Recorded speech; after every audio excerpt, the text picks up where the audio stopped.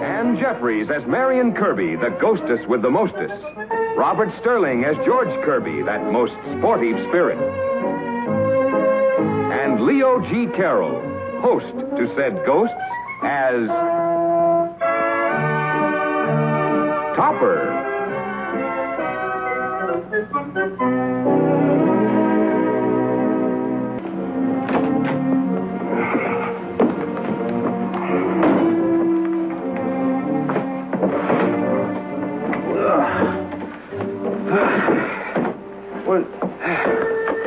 Sign here, Mr. Kirby.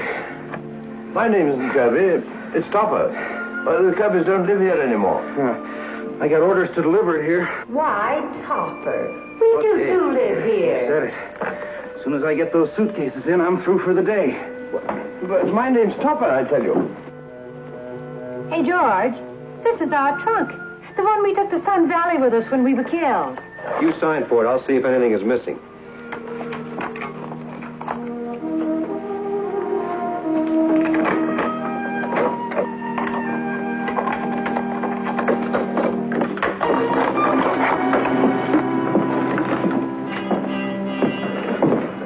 These things don't belong here. No? Well, who opened that? Well, somebody must have a key. Now, you'll just sign here, Mr. Oh, it's already signed. Marion Kirby. Your wife must have signed it while we were outside. Well, Marion Kirby is not my wife. Well, it's signed. She must be here. Well, yes, she's here, but, well, she's not my wife. I get it.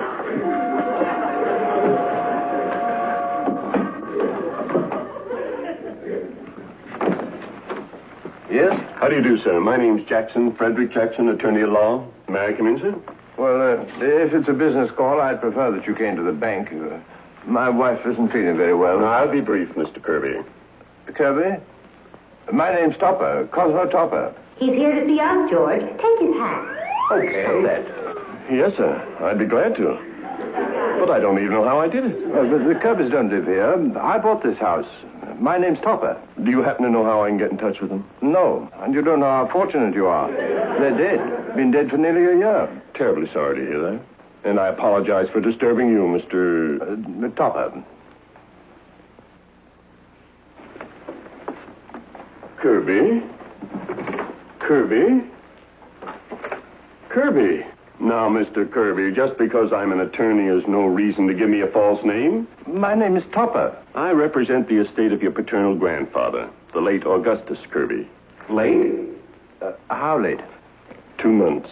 We're later. Months later. Augustus Kirby was a wealthy man, a solitary man. He used to say, don't never spend one penny that ain't absolutely necessary.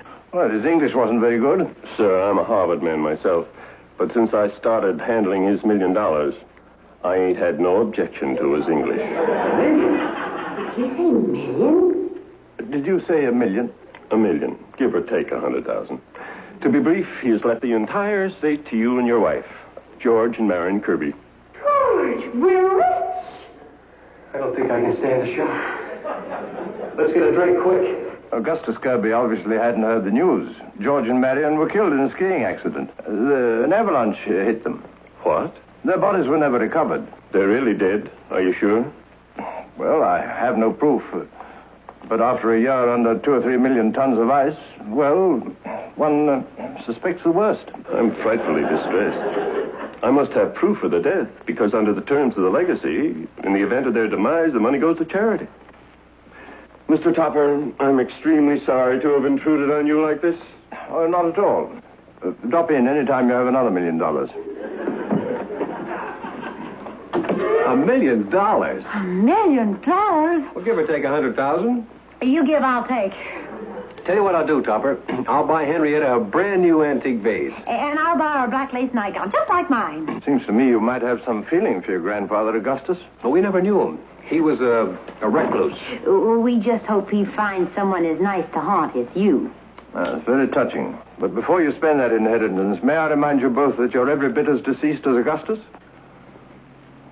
You and your skiing vacation. If you'd have gone to Florida like I wanted to, we'd have been alive to spend that money. Well, let's look on the bright side, honey.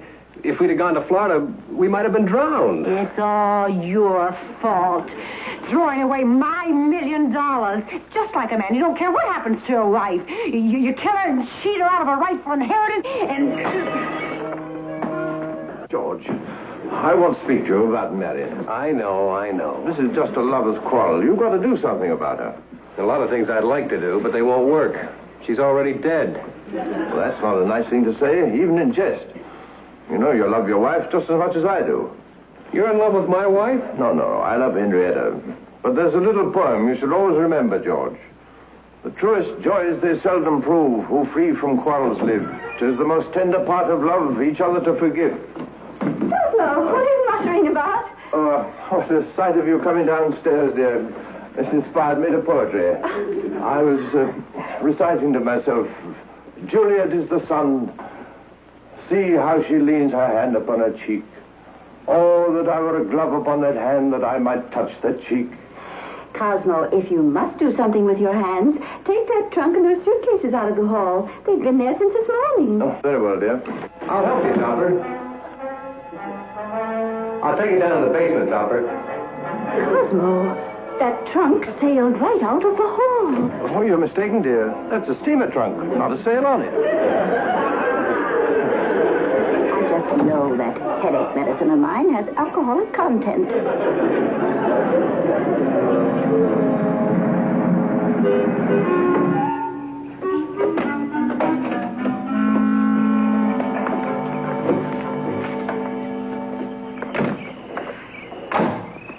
Are you sure you can handle this? Of course I can handle it. They don't call me the man with 1,000 faces because I can't handle a little grease paint. And just remember all the details about the house. Now, here's some authentic identification I dug up for you. Birth certificate, medical certificate. Okay. Now, remember, we've got a chance to make ourselves $1 million. Why do we have to play it up for these Topper people? For the same reason I called on them and had the Kirby luggage sent there. Everything has to look natural. Besides, this Topper is the vice president of the bank. His identification will carry weight with the courts. Now get in there and sell yourselves as the Kirbys. Contact me at the office later. All right.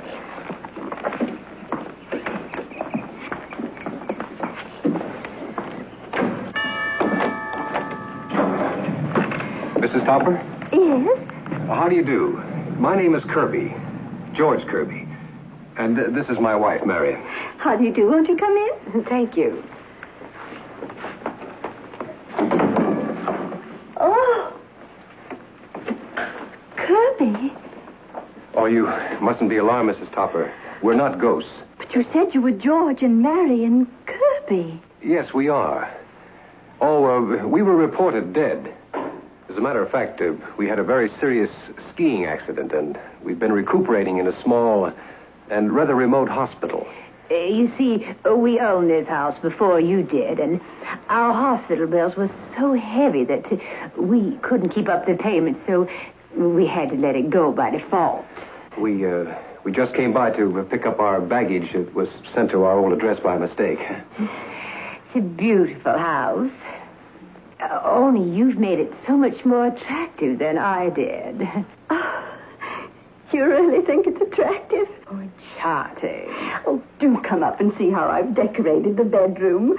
The drapery is hand-blocked linen. And you don't mind, do you, Mr. Kirby? Oh, not at all, not at all. I've done the guest room over completely and built an extra closet for Mr. Topper's papers. He brings home a lot of stuff from the bank. Thank you, George. Clear off that shelf and I'll bring the suitcases down to the basement. I thought you were down in the basement. Oh, take off that silly mustache. Ow! Well, it's no sillier than yours. Oh!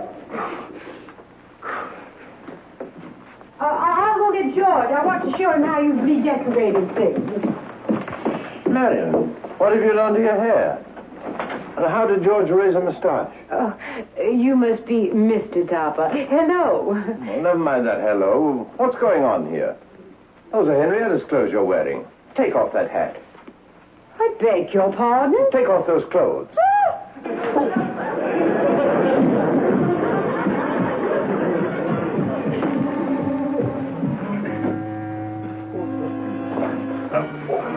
What happened? What hell's up with the suitcases? Where's your mustache? What mustache?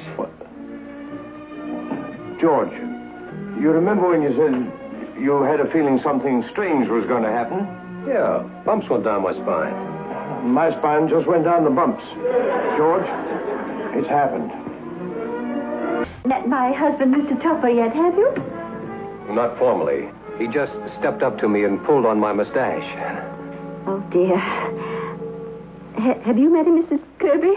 Not socially. He just told me to take off my clothes. Said I had shoplifted them. I think there's something I ought to explain about my husband. He has a little eccentricity. He thinks he's haunted. Haunted? By whom? By you. Well, dear, I guess we'd better be getting back to the hotel. He claims that he's the only one that can see or hear you. But he's harmless. Katie, that's enough of that. I'm sorry. Well, thank you very much for the tea. Yes, we really must go. Immaterialize, vanish. Deactivate yourselves. Cosmo has no way to speak to our guests. These are George and Marion Kirby. Henrietta, you can see them too. Why, of course. I can see them too. Katie. Good heavens. George. George, you're flesh and blood. You're all there too. Cosmo, the Kirbys are not dead. They were injured in a skiing accident and have been in the hospital. We had a very close call. For a while it was touch and go. Touch and go. Well, maybe when you went, you came here. Now that you're here, you'd gone. Yes, a brilliant explanation of psychic phenomena, Mr. Topper. Now, if you'll excuse me, I'll see about our bags and call a cab. Won't you sit down and wait for him, Mrs. Kirby? George.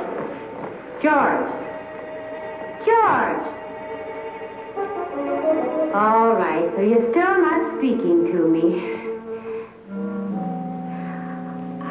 I'm willing to say I'm sorry, even though it was all your fault.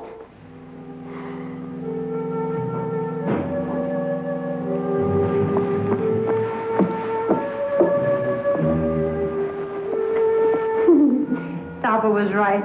That's a very ridiculous mustache. But I love you.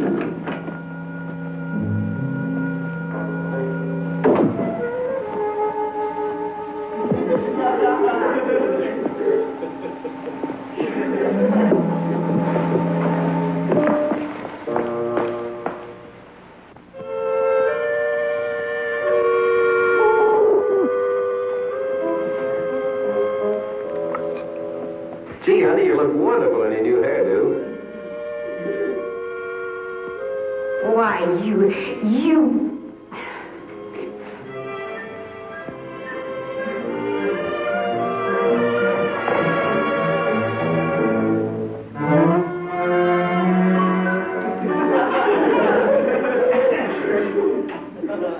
Well, Cosmo, I hope you're satisfied. You know you're not haunted. You don't see two people. No, dear. Good. Now I see four.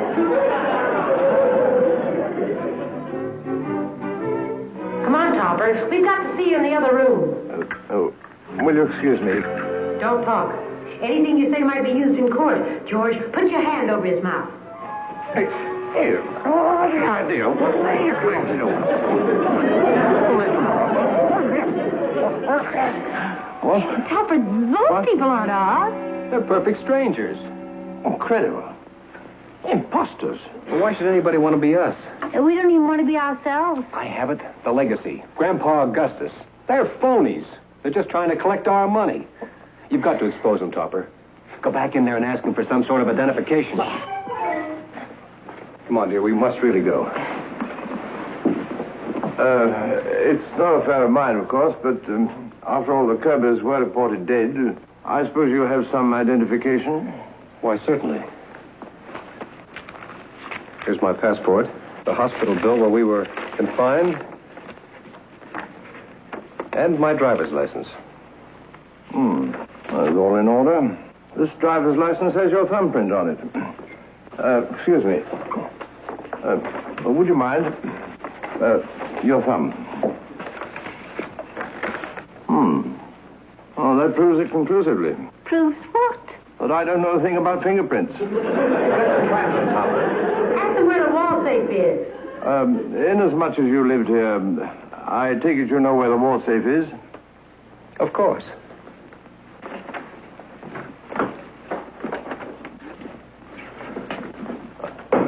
Now, open it. I can't. You caught him, Topper. You admit you don't know the combination? Of course he doesn't. We had it changed when we moved in here. Oh, yes. If there's any further doubt, Mr. Topper, I have my birth and medical certificates. Here are mine. We always carry them with us when we travel. How do you like that? They've really got our birth and medical certificates. Well, are you satisfied, Mr. Topper? Yes. You're Marion Kirby. And you're George Kirby. But who are those? Who's who? Those two ghosts. Oh, Cosmo, you were making such wonderful progress. And now you're back to the two ghosts. Pardon me. If we could use your telephone again, Mrs. Topper, I'd like to try again for a cab. Right this way, in my bedroom.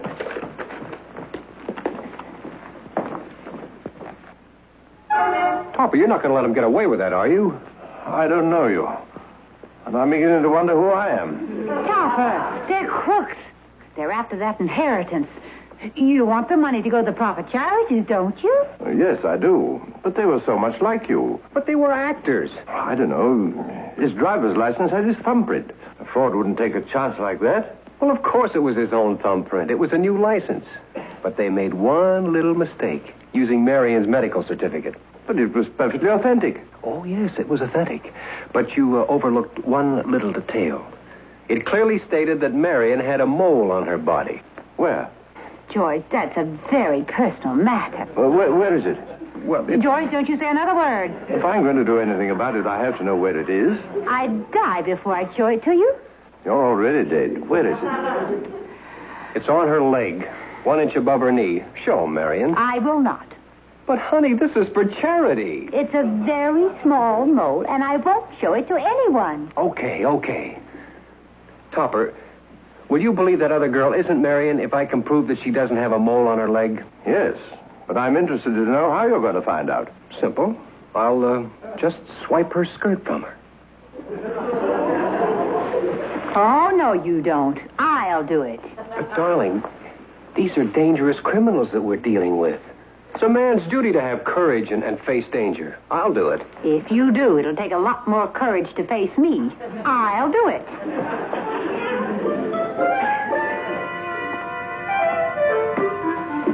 Here it is, Topper. Cosmo, the most amazing thing just happened. Mrs. Kirby was on the telephone, and suddenly part of her clothes... Cosmo, what have you to say? Nothing. I'm skirting the issue. I'll take it back upstairs, Topper. Cosmo, that skirt, it went right up by itself. Well, of course it went up. Paris has lifted the hemline again.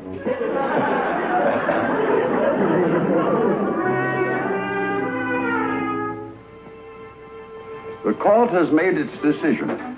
The will of the late Augustus Kirby leaves everything to the beneficiaries here, George and Marion Kirby. Not now, Topper. Don't object yet. I'll tell you when. Although there were rumors that they'd been killed in an avalanche, they proved to be very much alive. Not yet. Cosmo, why do you keep standing up? Well, to see better, dear. It's a very high court. They have given me conclusive evidence of their identity. Before the court awards the estate to the beneficiaries, does anyone wish to register any objection? Now's the time, Topper. Object. I object, Your Honor. What is the nature of your objection, Mr. Topper? Well, the money should go to charity. These people are imposters. The real Kirbys are dead. You have proof that they're dead? Absolutely. They haunt my house. For heaven's sakes, Topper, stay off of that subject. They'll think you're crazy. Get to the mole. A court of law will need a little more proof than that, Mr. Topper. Well, the medical report before you says that Marion Kirby has, or had, a mole on her leg, above the knee. Yes, it does say that. A mole an inch above the knee. Your Honor, ladies and gentlemen, that woman has no such mole. Don't worry, Topper. I'll take it from here.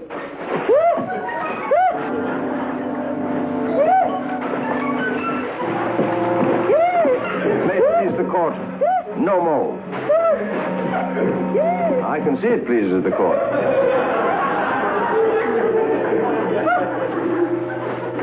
It says here that the money was turned over to charity after Cosmo Topper exposed the couple as professional actors. Exposed is right. I never saw such exposure. I read it, dear. The attorney's been disbarred and faces a prison term. So do those two actors. Cosmo, how did you know about that mole on Marion Kirby's leg?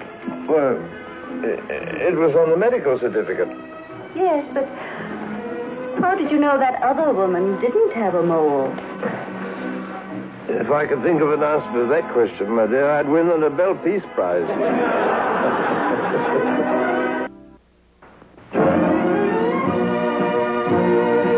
A John W. Lupton, Bernard L. Schubert production. Produced by John W. Lupton. Starring Ann Jeffries, Robert Sterling, and Leo G. Carroll.